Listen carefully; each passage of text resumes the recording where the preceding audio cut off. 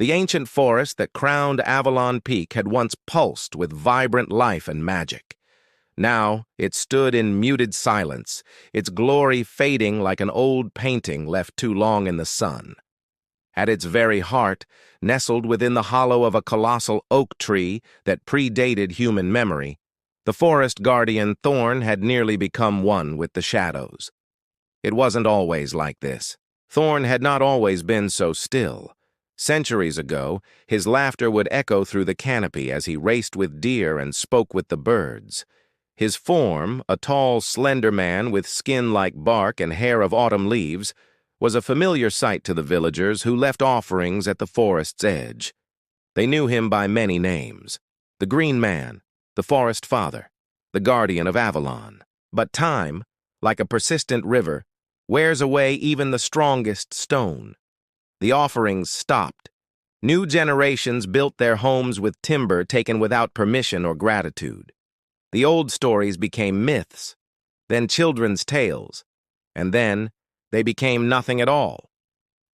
With each passing decade, Thorn retreated further into his oak sanctuary. His skin grew more gnarled, his movements slower. His eyes, once as bright as summer sunlight filtering through leaves, dimmed to the dull color of winter moss. "Perhaps it is time to sleep," he whispered to the ancient oak, his fingers tracing the patterns on its interior. "To fade as the old ways have faded." The forest seemed to respond with a gentle creaking of branches, a subtle protest against his surrender. "You disagree, old friend?" Thorn gestured with a weary hand towards the thinning canopy above. "Look around us. The humans cut your children for their fires. The magical creatures have retreated to deeper realms. Even the bird song grows quieter each spring." He closed his eyes, trying to feel the slow pulse of life that still clung to his domain. It was weaker now, a mere thread compared to the vibrant tapestry it had once been. With each passing season, more trees fell silent, their ancient voices lost forever. Each year, fewer animals came to seek his blessing for their young. The connection was fraying, and with it, his own will to continue. Thorn hadn't left his oak in nearly 50 human years. He no longer walked the forest paths he had once carved with his own hands. He no longer dipped his fingers into the clear mountain streams to bless them with fertility. His magic, once a boundless gift he gave freely to maintain the balance of life, now barely sustained his own existence. It was a flickering candle flame in a gathering storm. Down below, in the valley shadowed by Avalon Peak, the villagers spoke of the dead forest on the mountain. They saw it as a place of withered trees and an eerie, unnatural silence. Some blamed pollution from distant cities. Others suggested climate change or some unknown disease had taken hold. Not a single soul remembered the true reason, that a forest without its guardian is like a body without a soul. It withers from the inside out. As autumn painted the remaining leaves in half-hearted strokes of red and gold, Thorn settled deeper into his wooden throne. He would allow himself to become part of the oak, to surrender his consciousness to the slow, deep dream of the trees. What use was a guardian no one believed in anymore? What purpose did he serve in a world that had moved beyond magic, a world that saw the forest not as a living entity, but as a resource to be consumed? "Let me rest," he whispered to the worried wind that circled his sanctuary, a final quiet plea. "Let me become memory, as all things must eventually." The wind carried his words away, scattering them like seeds across the dying forest. But unlike seeds, Thorn's words of surrender found no fertile soil in which to grow. Instead, they dissolved into the autumn air, leaving only the faintest trace of sadness behind, a ghost of a forgotten sorrow.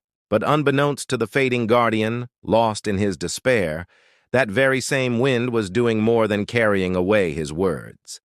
It was guiding a young woman up the steep mountain path. Her backpack was filled with books, specimen jars, and something that would soon change everything: hope, wrapped in the simplest of packages, carried by a heart that still remembered how to listen. Thank you so much for joining me on this journey. If you enjoyed this story, please consider hitting that like button and subscribing to the channel. It truly helps more than you know. We'll continue the story of Avalon Peak very soon. Until then, stay curious. Mira Talon adjusted her heavy backpack, the straps digging into her shoulders as she picked her way up the steep, winding path of Avalon Peak. The university's botany department had sent her here, to this dying mountain, to figure out why its ancient forest was withering away without any clear scientific cause. But Mira carried her own theories, secrets whispered to her by her grandmother, secrets her professors would have scoffed at. "Forests have spirits," her grandmother used to say, her voice like the rustle of old leaves. Not just life, but a true consciousness. As a descendant of the area's indigenous people, she had passed down the old stories, tales of powerful forest guardians, and the sacred offerings once made to maintain the delicate balance between their world and ours. Stories the modern world had long since forgotten, filed away as folklore. Mira paused, leaning against a skeletal birch to catch her breath. The scene before her was bleak, a portrait of decay. Even in the depths of autumn, a healthy forest should thrum with life, a constant hum of activity. But this one was trapped in a profound silence, a stillness that felt deeper than just the coming of winter. It felt abandoned, lost. "I know you're here," she whispered into the cooling air, her breath turning to a small white cloud. "And I've brought you something." Reaching into her backpack, Mira carefully retrieved a small bundle wrapped in soft cloth. Inside, nestled like tiny jewels, were seeds she had spent months collecting. These were not just any seeds. They were from rare wildflowers that once carpeted this very mountain, species declared extinct in the region for decades. She had hunted them down in dusty university archives and meticulously tended botanical gardens scattered across the country. She scanned the desolate landscape until her eyes landed on the largest oak she could find. It was ancient and gnarled, its trunk hollowed by time, yet somehow, defiantly, it still clung to life. Kneeling at its gnarled base, she unwrapped her precious cargo and arranged the seeds in a small wooden bowl, one carved by her grandmother's own hands. "These belong here," she said softly, her voice filled with a quiet reverence. She placed the bowl carefully at the tree's exposed roots. "I thought perhaps they might remind you of better days." Deep within the hollow sanctuary of the oak, Thorn stirred. A voice, gentle, respectful, had pierced the thick veil of his melancholy. How long had it been since anyone had spoken directly to the forest? To him? He pressed a hand against the rough wooden interior of his home, feeling the faint vibrations of a human presence just outside. And then, something tugged at his ancient consciousness, a familiar sensation, a memory from a time long past, an offering. This wasn't one of the thoughtless trinkets or bits of trash that tourists sometimes left behind. This was something different, something meaningful, something that spoke of a deep, forgotten understanding. Against his better judgment, a sliver of curiosity overriding centuries of despair, Thorn moved toward the opening of his hollow oak. He peered out, his form like shifting shadows, and saw the kneeling figure. A young woman with warm, copper-brown skin and dark hair pulled back in a practical braid. Her hands were gently, almost lovingly, arranging something at the base of his tree. "I don't know if you can hear me," she continued, completely unaware that she was being watched. "But my grandmother said you always listen, even when you don't answer." Thorn's ethereal eyes widened. The seeds. He could feel them. They were calling to him across time. Descendants of the very plants he had once personally tended, varieties he believed had been lost to the world forever. Each tiny seed hummed with a powerful energy, with memory, with the intrinsic genetic knowledge that it belonged to this very mountainside. Mira slowly rose to her feet, brushing the rich soil from her hands and the knees of her pants. "I'll come back tomorrow," she promised the ancient tree, "and the next day, however long it takes." With one last, lingering look, she turned and began her descent down the mountain path. Long after her footsteps had faded, Thorn emerged fully from his oak for the first time in decades.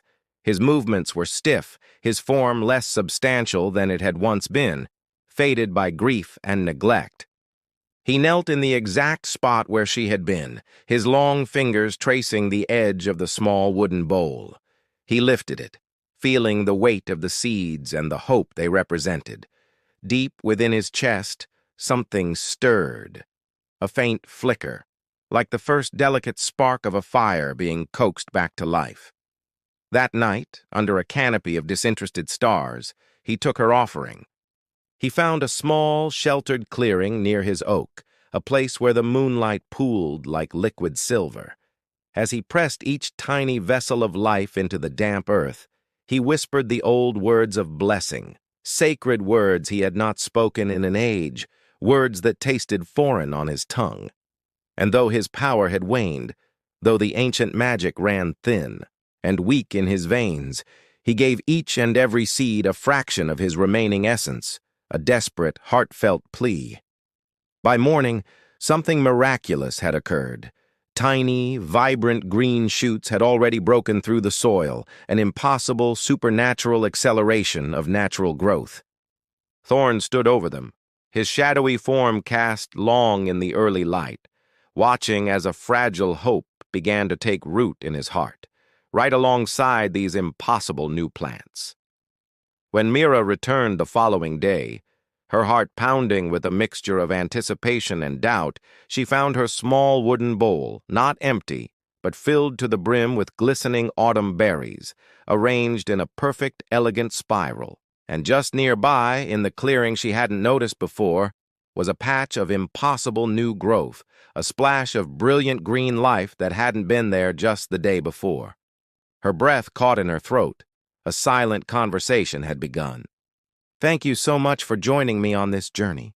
If you enjoyed this story and want to find out what happens next for Mira and the Guardian of the Forest, be sure to hit that subscribe button and ring the bell so you don't miss the next chapter.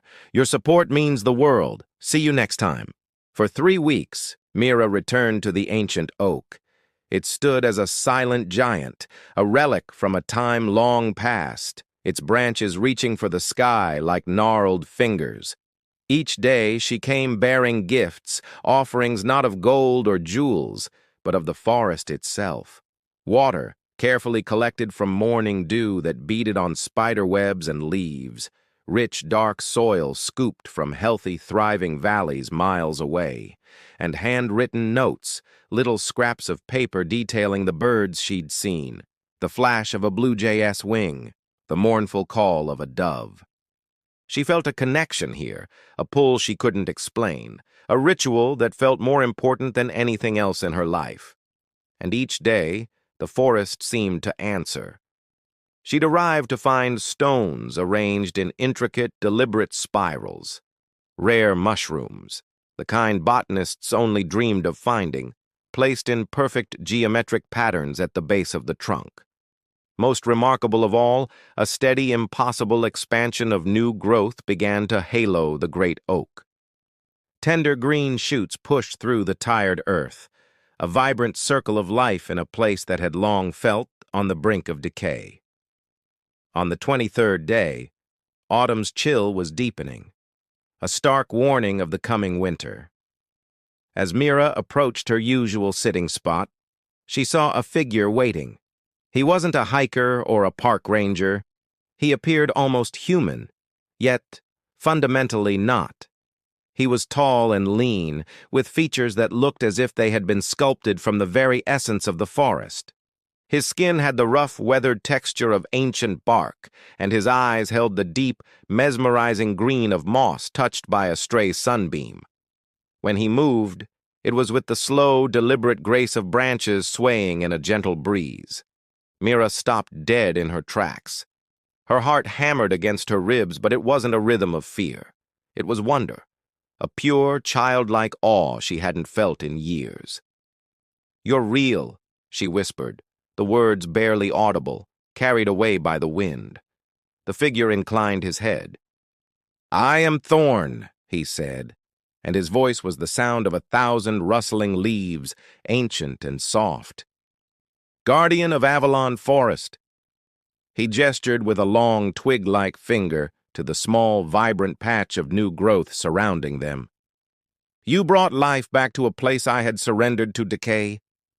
Slowly, cautiously, Mira approached, slipping her backpack from her shoulders and setting it on the ground. The air between them was thick with an energy she could feel on her skin. "My grandmother told stories about you," she said, her voice gaining a little strength. "No one believed her. They thought she was just telling fairy tales." "Faith wanes when sight fails," Thorn replied, a profound sadness in his leafy voice. "I withdrew as belief in me faded. A mistake, perhaps." Mira looked around at the struggling trees, the patches of dry, cracked earth. "The forest is dying because you stopped protecting it?" He nodded, and the downward tilt of his face spoke of a shame that ran deeper than roots. A guardian draws strength from those who acknowledge him. As the old ways were forgotten, as stories became myths, my power diminished. Eventually, he hesitated.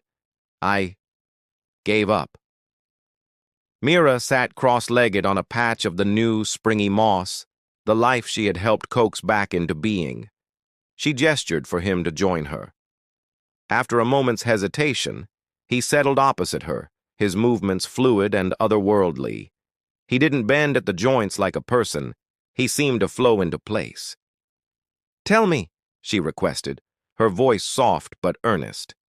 "Tell me about the forest when it was thriving." And so he did.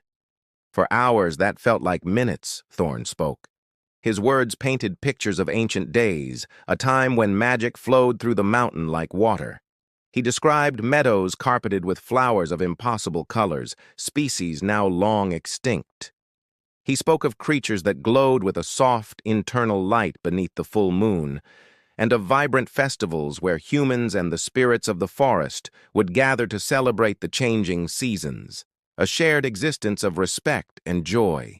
Mira listened, utterly captivated, occasionally pulling out her field journal to jot down notes, her scientist's mind trying to reconcile these incredible tales with the world she knew. When Thorn finally fell silent, the sun beginning to dip below the horizon, painting the sky in shades of orange and purple, Mira looked up from her journal.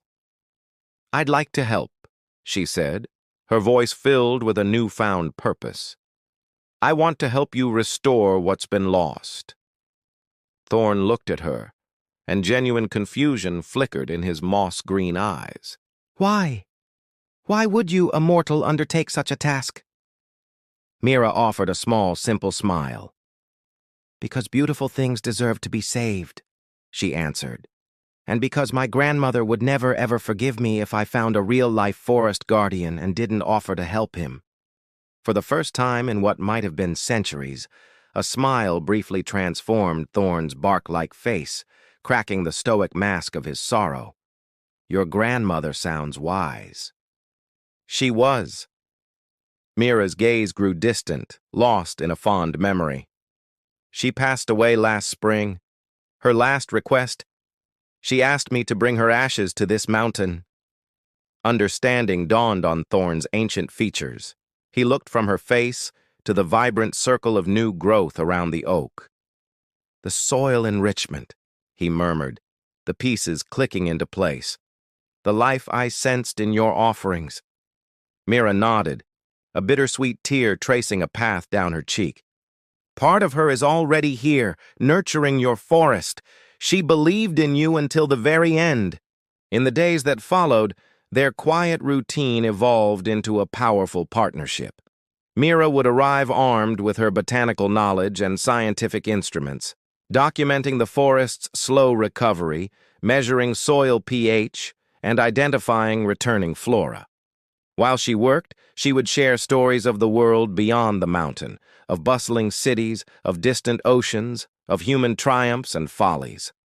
Thorn, growing visibly stronger with each visit, his form seeming more solid, his colors more vibrant, began to venture further from his sentinel oak. He guided her to hidden springs whose water tasted of stone and sky, and to secret caves where crystals glittered in the darkness.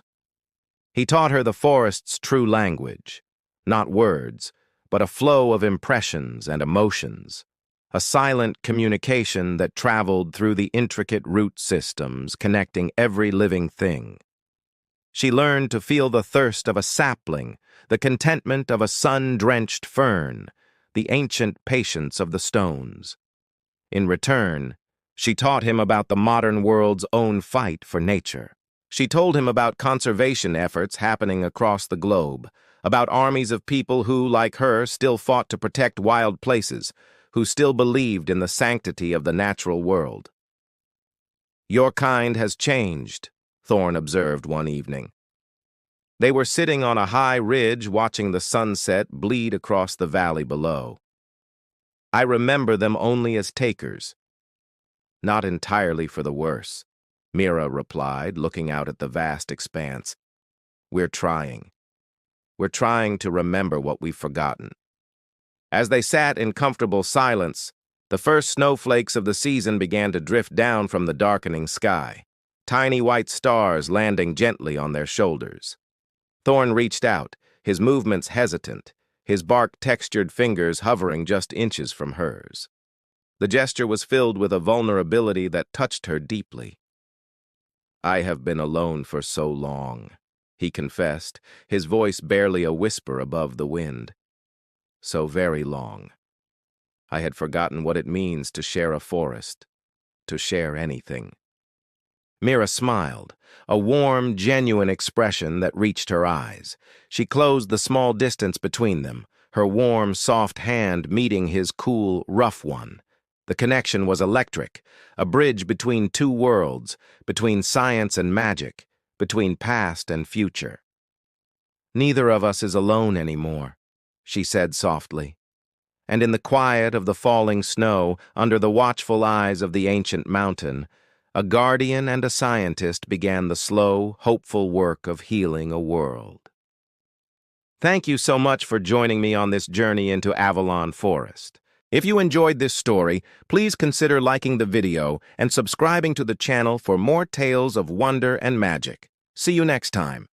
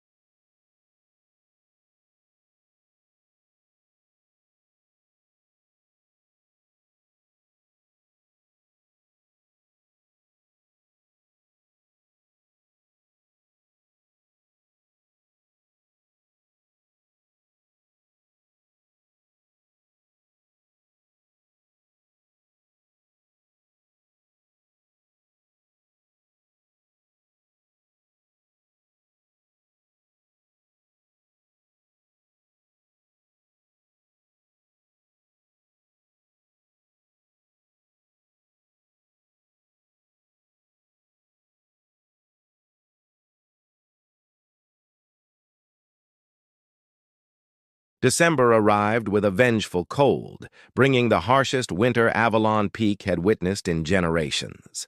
Snow piled up in drifts taller than Mira, and a thick layer of ice encased the entire forest in a crystalline prison. Down in the village below, the cold was just as relentless. Pipes froze solid, and power lines collapsed under the crushing weight of relentless ice storms. It had been 9 days since Mira last visited the forest, the longest she had been away since the day she first met Thorn. In his clearing, Thorn paced the perimeter of his ancient oak, a deep anxiety growing with each passing hour. Through the vast network of roots connecting the entire forest, he could feel a wave of distress coming from the valley below, a palpable hum of fear and cold. "Show me," he commanded the ancient oak, placing both of his hands against its rough, familiar interior. The great tree responded instantly. Its ancient magic connected with Thorn's consciousness, weaving a vision of the human settlement directly into his mind. The situation was dire. Avalanches had thundered down the mountainsides, completely blocking the roads and cutting the village off from the outside world. Without electricity, the villagers had huddled together for warmth in the town hall, their precious supplies of food and fuel dwindling at an alarming rate. Among the sea of worried faces, Thorn's vision focused on one person, Mira. He watched as she moved through the crowd, her face etched with concern, distributing blankets to shivering children and elderly residents. A pang of understanding hit him. "She cannot return because they need her," he realized aloud, his voice a low whisper against the wind. The wind howled through his forest, a mournful sound that seemed to carry the cries of the animals struggling to survive the unnatural, biting cold. Even the new, vibrant growth that had sprung up around his oak had retreated beneath the snow, its vitality diminished, but thankfully not extinguished. Thorn moved to the very edge of his forest, his gaze fixed on the valley below, a tiny cluster of lights fighting against the overwhelming darkness. For centuries, he had defined his domain with rigid precision. The forest was his to protect, and nothing more. The problems of the village belonged to the humans, the same humans who had long forgotten him and the old ways. Yet, Mira belonged to both worlds.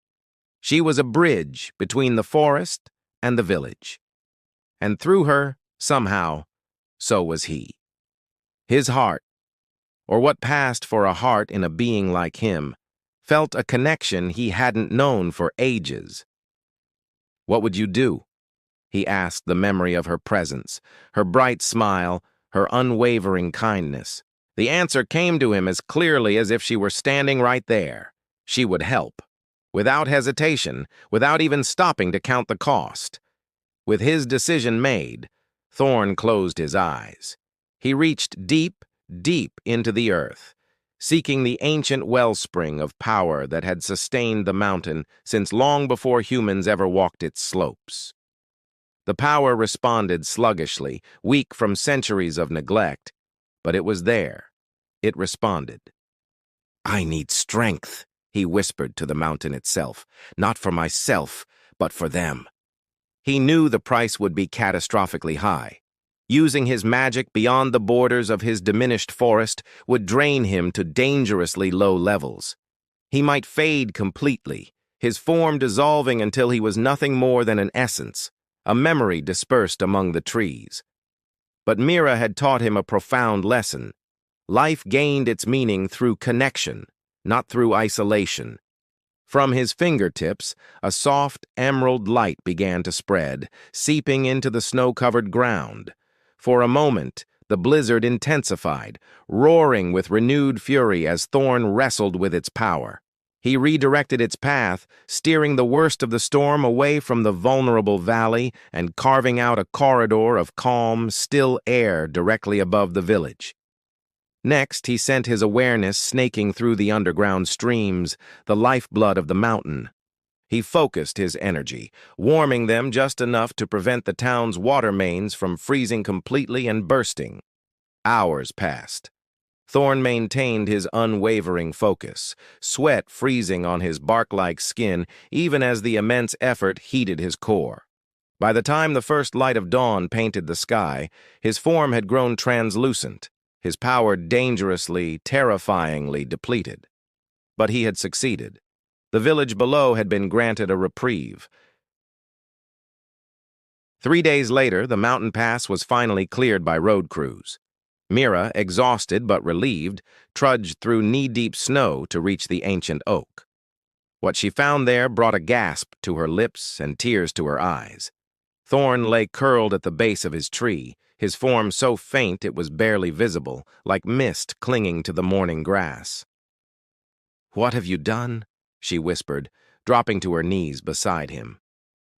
His eyes, once the color of vibrant spring leaves, opened slowly. They were now pale, like winter lichen on a stone. "Your people needed help," he said simply, his voice a faint rustle.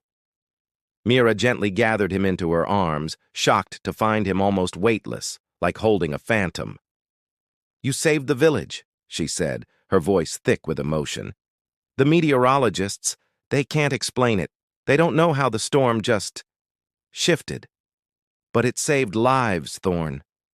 You saved lives." "Worth it," he murmured, his voice as faint as the distant wind.